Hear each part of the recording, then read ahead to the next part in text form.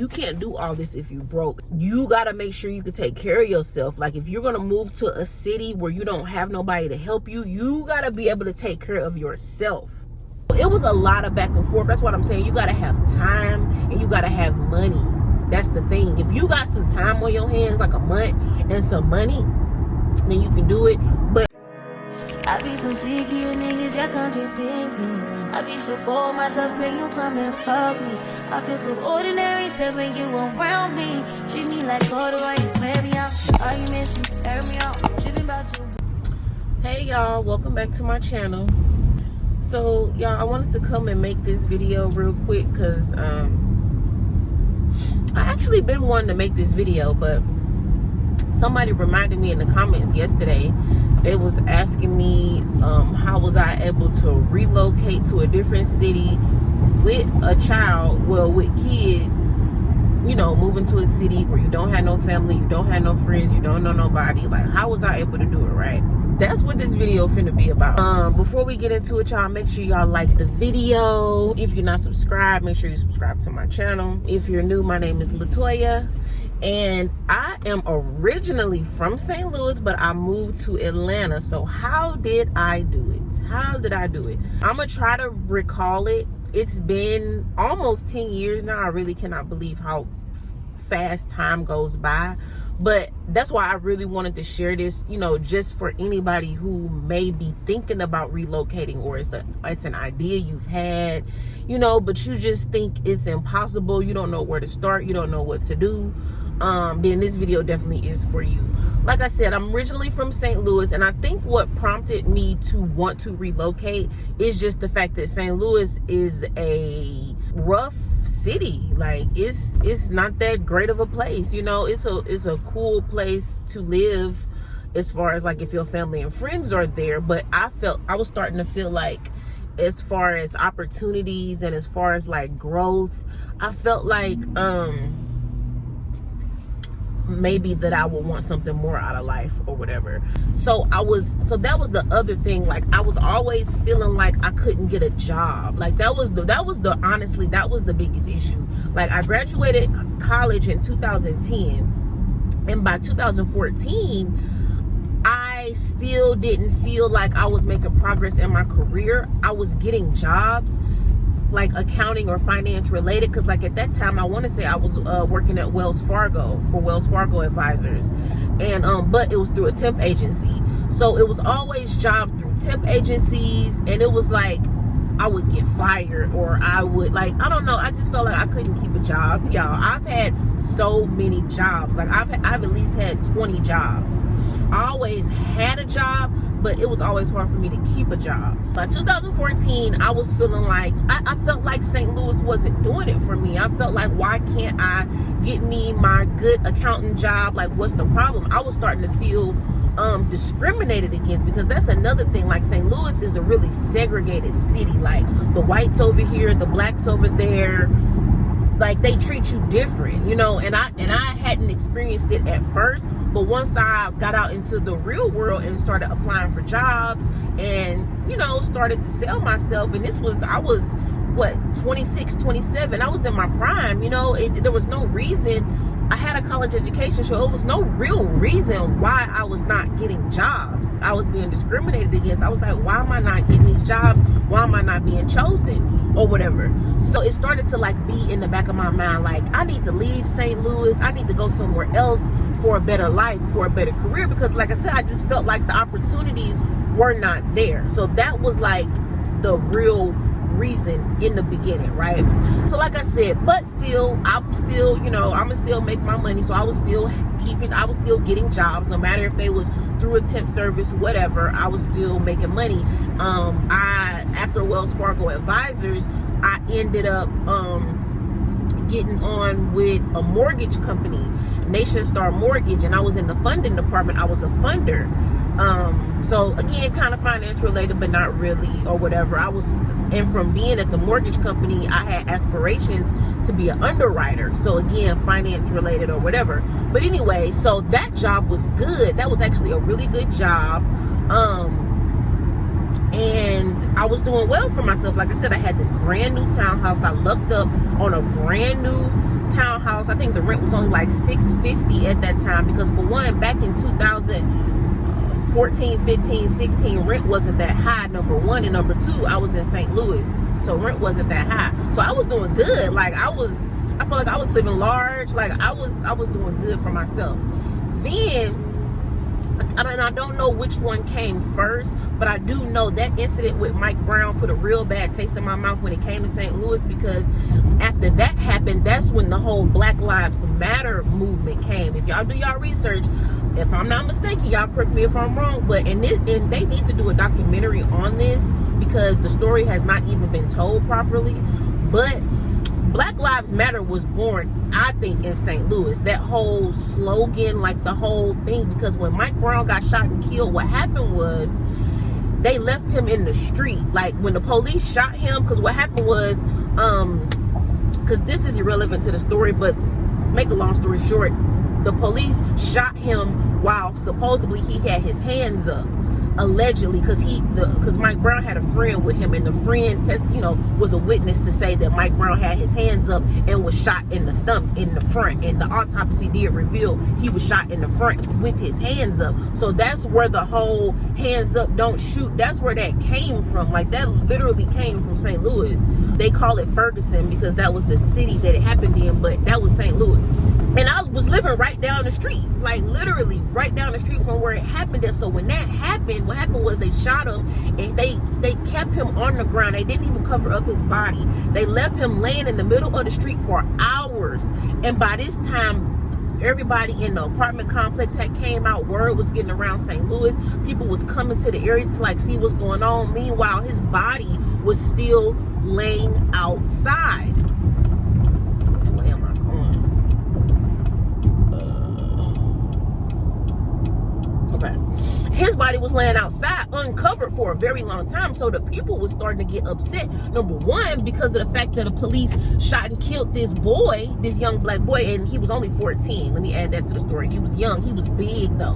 That was the thing. He was like 6 foot, 200 pounds. He was big, but he was only like 14. Supposedly he had stole something from the corner store and was walking back home, and the store had reported a theft. So the police came looking for him. They found him, and that was the whole altercation or whatever. They tried to say he had a gun. He didn't have no gun. So they left him on the ground. They didn't cover up his body. He was down there for hours. So the people in St. Louis wasn't having it. Like they was going crazy. Like, y'all need to cover up his body. Y'all need to get his body. Where's the coroner? Y'all need to get him out of here. Like from then on, it was like hell in the city for weeks. I felt like for weeks. I don't know if it was that same night or the night after that. Like they started burning buildings down. Like the city was on fire. It was chaos. Like what's happening in LA right now is not even half of what was happening in St. Louis at that time, because they was burning down buildings. They burnt down the Quick Trip. They burnt down the beauty supply. They went to one of the police stations and tried to set it on fire.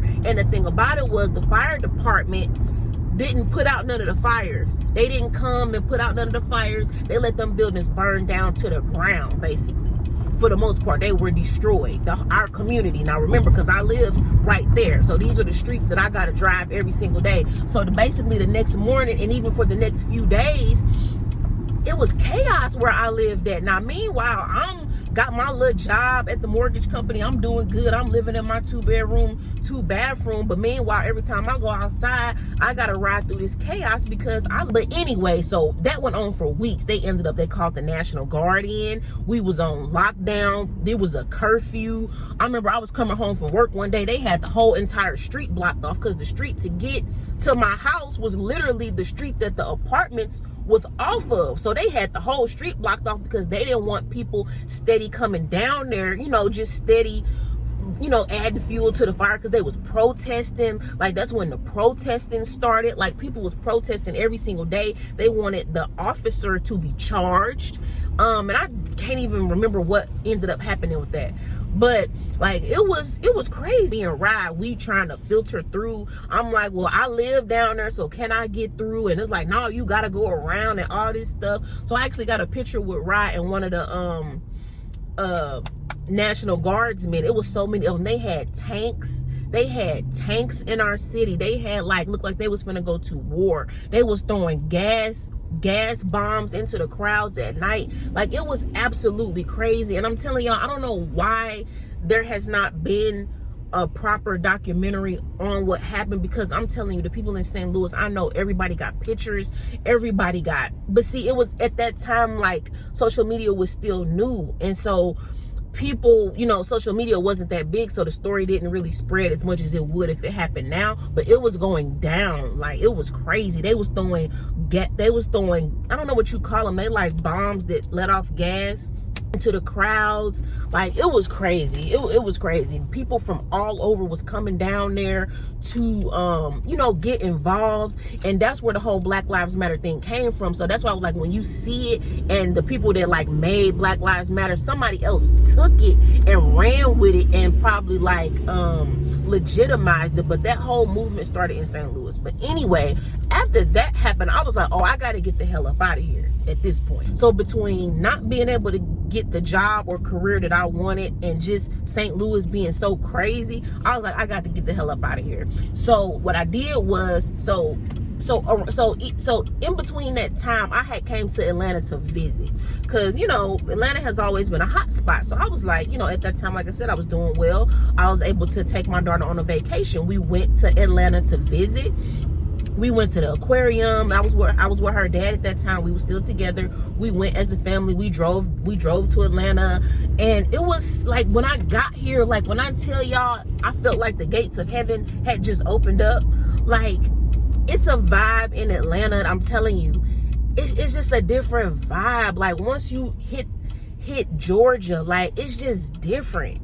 The thing is, I actually went to college in Nashville. I don't want this video to be too long, but I went to college in Nashville, and I had picked Nashville because it was only 4 hours from St. Louis.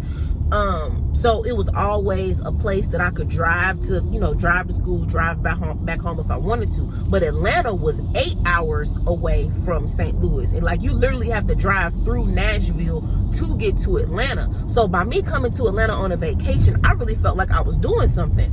So I'm like, yeah, we're gonna take it a step further. We're gonna go down to Atlanta. And I'm telling y'all, when I got here, it was just, I loved it. I genuinely loved it. Like the atmosphere, you know, environment. It was just a vibe that you just felt like it was just peaceful. I felt like I had made it by even just being here, you know.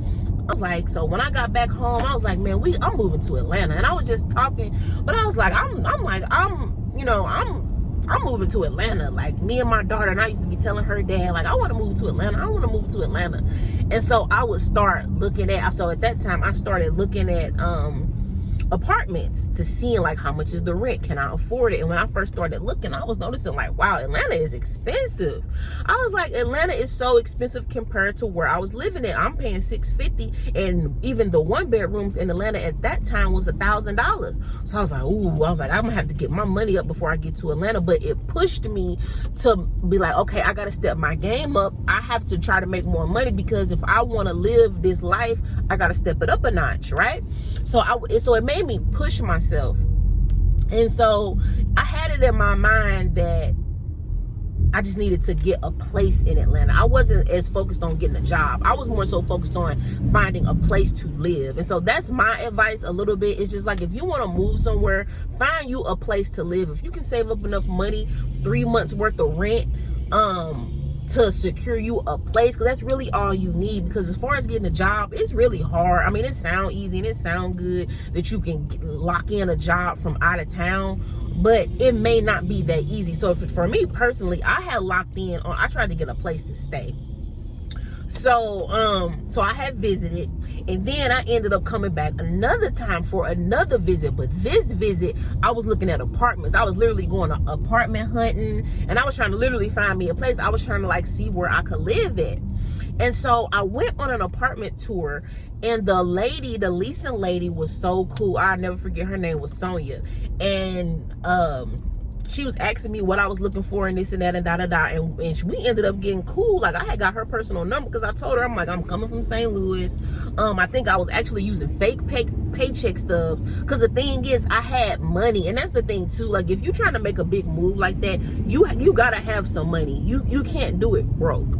I would not advise nobody to do that, because, like, I don't know. Like, I didn't do it like that. I actually had money. Like, if you don't at least have $5,000 or something like that to kind of do everything you need to do to get what you're trying to get done, then it may be hard for you, because, and that's the thing, like, you just gotta have money.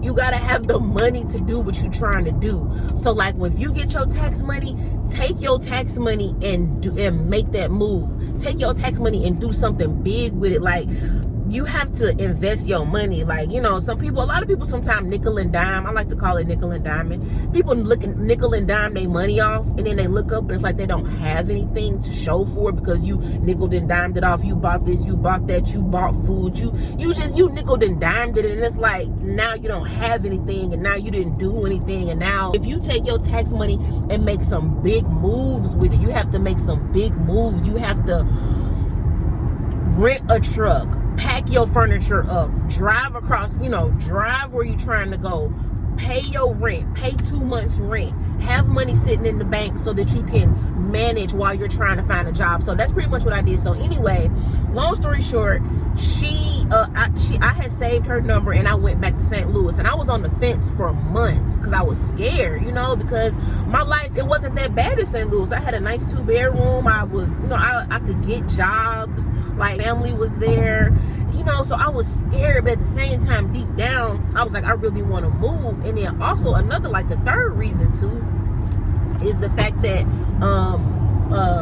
my baby dad at that time, Soraya's dad, like, we weren't in the best place. Like, he was cheating on me. We wasn't really together. I felt like, and I was starting to feel like, I was like, man, I don't want to be stuck in this life of just hoping and wishing we gonna be together one day, and he's sitting up here. I wanted to move on with my life as far as with him. Like, I wanted to separate, and I felt like getting some space in between us. Like, I was like, I need to leave town to get away from him, because you know how, like, you and your baby daddy, like, it's hard to really, like, break it off for real. Like, it's easy for him to come back and mess with you, or you go calling him and this and this and that, da, da, da. I was like, nah, I didn't want to keep, like, dragging out our relationship, because I felt like it wasn't going nowhere. And I felt like I had because my baby, like I said, was 4 or 5. So at that time, I'm like, after 4 or 5 years, it's just like, what?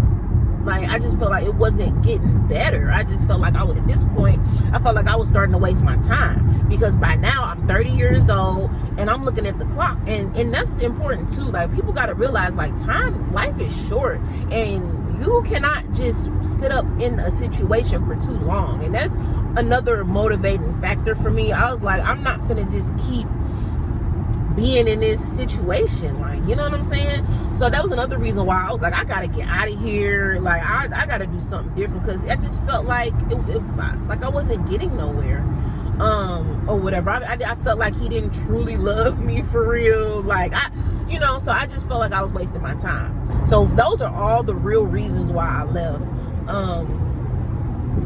St. Louis is a crazy place. I wanted a better career for myself, and I was trying to escape from my relationship. Not escape in a bad way, but just move on from it, like, permanently. Like, ain't no doubling back, ain't no, you know what I'm saying? That's kind of like what it was. So finally one day I made up my mind. I felt like I had enough money, in the bank, and I was like, you know what? I'm finna just do it. So I text old girl, the leasing agent, and she was like helping me under the table, keeping me up on, like, if they had an open apartment where she worked at or not. She was, I'm sending her fake paycheck stubs or whatever, so she got me approved. She got me approved or whatever. Now, remind you, this like 6 months after I had met her. And so I'm trying to think. Yeah, this like 6 months after I met her, so she got me approved. So I was like, okay, I'm coming. So I didn't pack up everything. At this time, I want to say I had a pickup truck. I think I had a pickup truck and a trailer. That's what it was. I want to say, I can't remember, because I came back and forth from Atlanta to St. Louis so many times, y'all. It's a hard process. But because I was like, I wanted to do it, but I was scared. So I didn't like permanently leave my other place in St. Louis. I was just kind of like testing the waters. So I think I only had like a pickup truck and a trailer on the back or something. I don't know. But anyway, I came to Atlanta. She approved me for the apartment, y'all. Why, when I got there, me and my daughter, because I brought my daughter with me, and that's another thing, like, I would never leave my child behind. That's crazy. Because that's what I was doing it for. Like, I was literally doing it for my baby. Like, I didn't want her to grow up in the city where I felt like it was just so crazy. Like, I don't know, I just felt like I wanted more for me and for her. So of course I brought her with me. Like, I was never gonna leave her behind. Like, that's crazy. So anyway, so I brought, and plus she was still young at that time. Like, she hadn't started kindergarten, so she was still like she was getting ready to turn 5. She got a late birthday. She was just about to, at that time, she wasn't even in pre-K or something like that. So she was able to move around with me because she hadn't permanently started school or whatever. I remember I had took her out of her school that she was at. Like, I was just done with St. Louis. So we drove down there, y'all. Why, when I got to the apartment that the lady told me she had, now by this time I hadn't seen this apartment, because remember, I'm back in St. Louis and I haven't been back out there, so I don't know what the apartment looked like. When I finally got there and I finally met with her and we did everything and she gave me the keys, y'all, I got up to that apartment. That apartment was not good. That apartment was terrible. That's one thing about Atlanta. Like, the apartments it's hard to find a good apartment. Like, if you don't have a lot of money, you're going to get you some trash, for real. Like, it was bugs in there. Like, the minute I walked in there, it was bugs. Like, not even roaches, but just like other weird bugs, baby roaches. Like, it was just disgusting. I was like, oh, hell no. I didn't even bring my furniture. I was like, I can't bring my furniture in here. I was like, I'm not bringing my stuff in here. Like, it's bugs and stuff in here already. Y'all will not believe. I turned around immediately, went back, gave her them keys, and told her, never mind, I'm good. I'm going back to St. Louis. I had literally just drove 8 hours with my daughter with the furniture that I can't even remember. I think I had a pickup truck. I can't remember what all I had. I think we just had a pickup truck. So she was sitting in the front. We had the back, you know, the pickup trucks that got the seats in the back. And then the bed of the truck had her bed and her mattress on it. I took minimal stuff. And all my stuff was still back in my apartment because I wanted to make sure first. I wanted to get to the apartment, see what it was, and then if it was good, I was going to bring everything. I wasn't staying there. I drove, it was overnight. I drove back to St. Louis. I was like, oh, hell no, I'm not leaving my brand new 2-bedroom for this, right? So I was like, dang, man. I was like, I thought I was going to do it. I was like, dang, it didn't work out. So I'm back in St. Louis, right? So months went past, and I was still in contact with her. And I don't, like, because we had became friends at this point. And I don't know how it had came about, but something happened in St. Louis again that I was like, man, I gotta get out of here. Like, I just always had that feeling like I don't want to be here in St. Louis. I was like, I want to leave. I was like, and I hadn't gave up on Atlanta yet.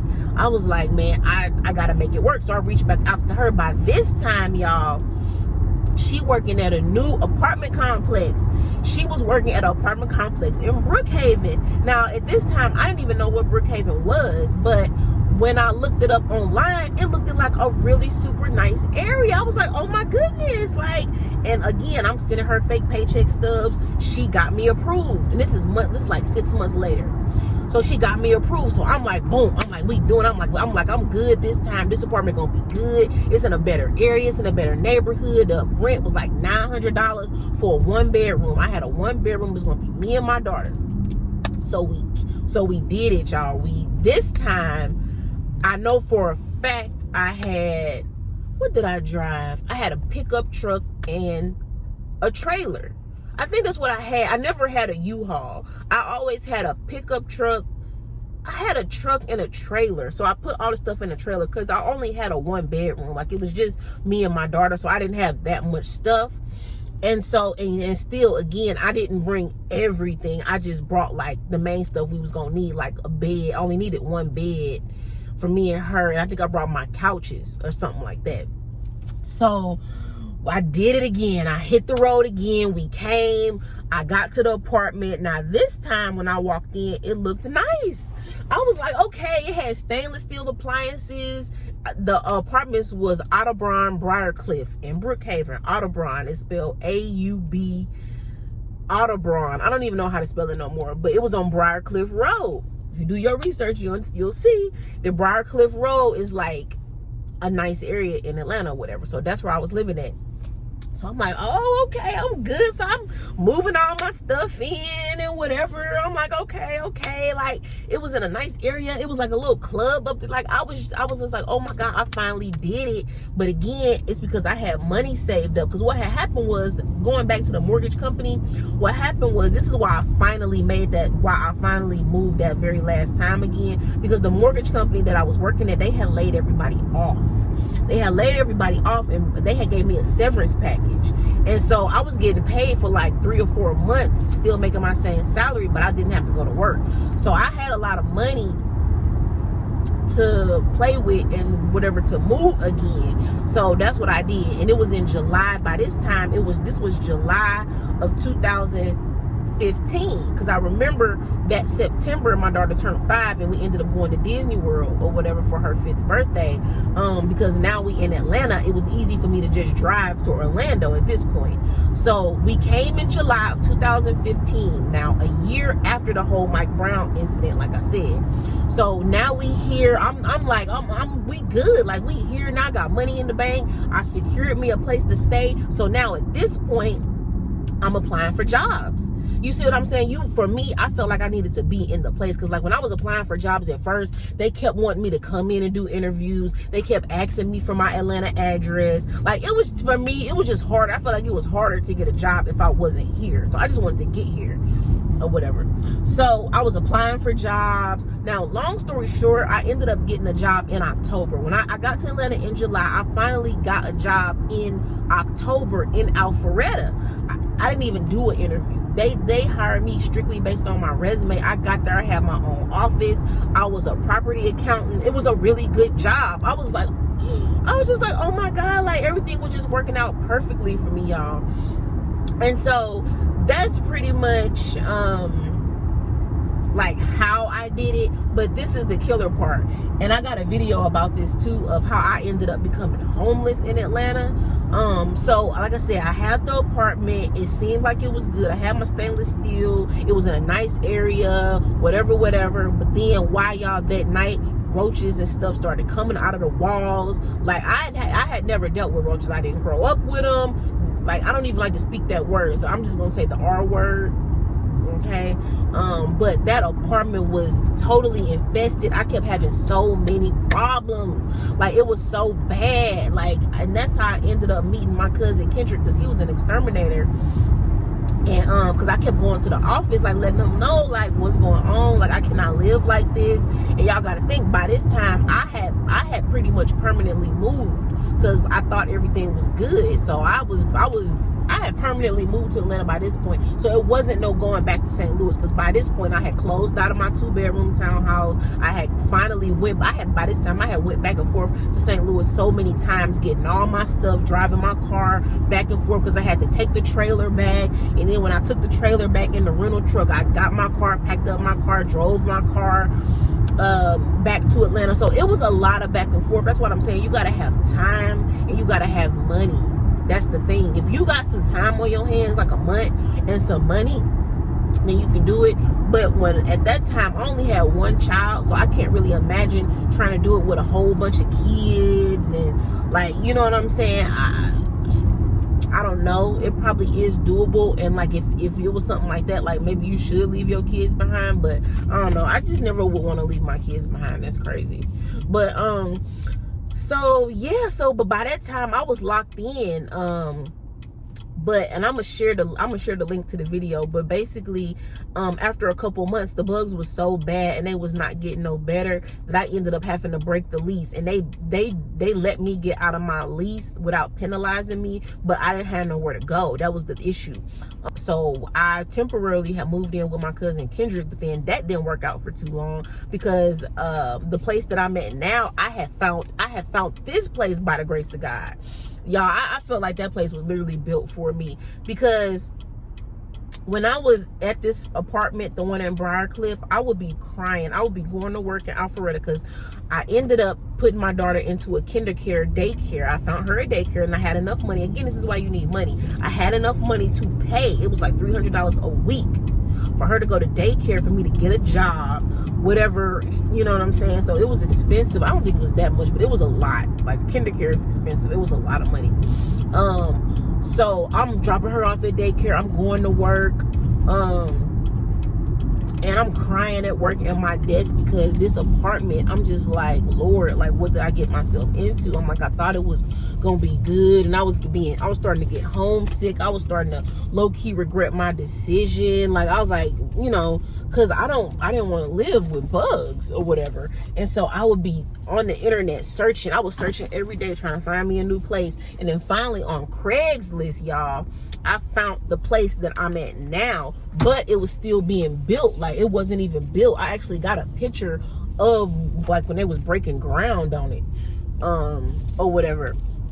So it took them a very long time to complete the building process. And then even after it was built, they, you know, it still had to get permits. And it took a while before I could actually move in, because I had did the approval process because my credit was okay. You know, I had real paycheck stubs at this time because I was working. Like, I was legit. I legitimately got into the place that I'm at. And that's another thing. Like, you just got to have your stuff in order. You got to, you know, you got to make sure your credit is decent. You got to, like, have some stuff going. You can't be down bad 100% and think you finna just run away from your problems and move out of town, because that's not what it was. I already had my stuff together. I was just trying to elevate myself, you know. So that's number one. Like, and not saying this is nobody's situation, but I'm just saying in general, like, you can't run from yourself and you can't run from your problems. So whatever problems, like, you might have, whether if it's your credit bad or whatever the case might be, or you don't know how to pay your rent on time, or you're not really making no money, you always broke. I'm not sure if going to another city is going to help that or change that situation, but that wasn't my situation. Like, I was good. I just wanted to take what I was already doing and do it somewhere else. So that's why I feel like it worked out for me. Like, so that's the thing too. You got to get established where you are. You know what I'm saying? And then once you see you can handle yourself, then you can relocate, because I was good where I was at. And that's why I felt confident to move, because I'm like, I'm good. I could pay my rent. Like, I felt like, okay, it's time for me to take it to the next level. So, but yeah, so that's pretty much how I did it, y'all. I had enough money. I packed my little stuff up. I drove.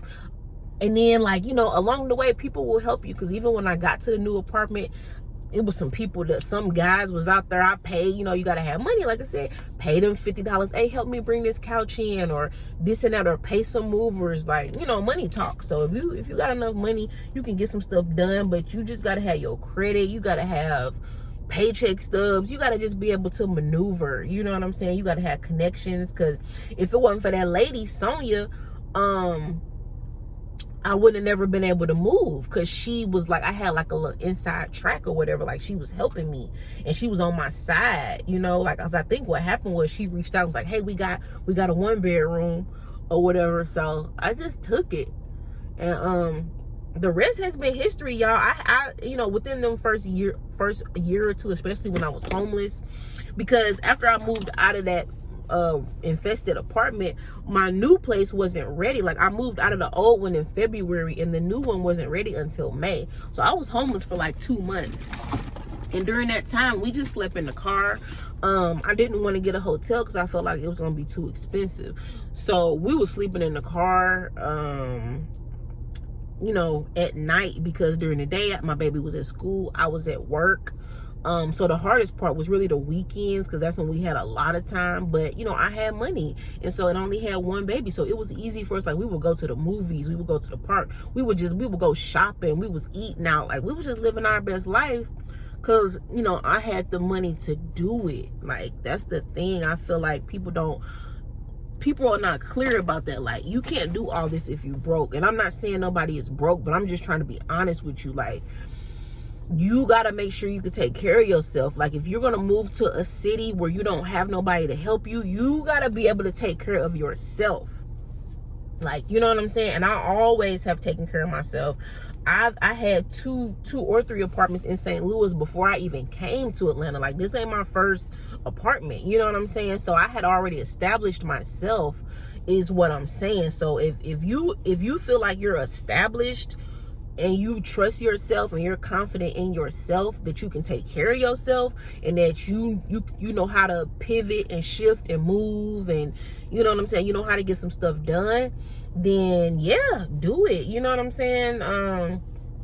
Because it could just be exactly what you need. You know, don't nobody want to necessarily live and die in the same place. Like, it's cool to relocate and live a different life, because even now sometimes I be thinking about going back to St. Louis, you know, but it's like the opportunity never works out. So I don't know what that's about. But anyway, y'all, I hope that really helps somebody, and maybe that might help y'all get to know my background a little bit better. But anyway, like I said, y'all, make sure y'all like this video, subscribe to my channel, and I will see y'all later. Bye.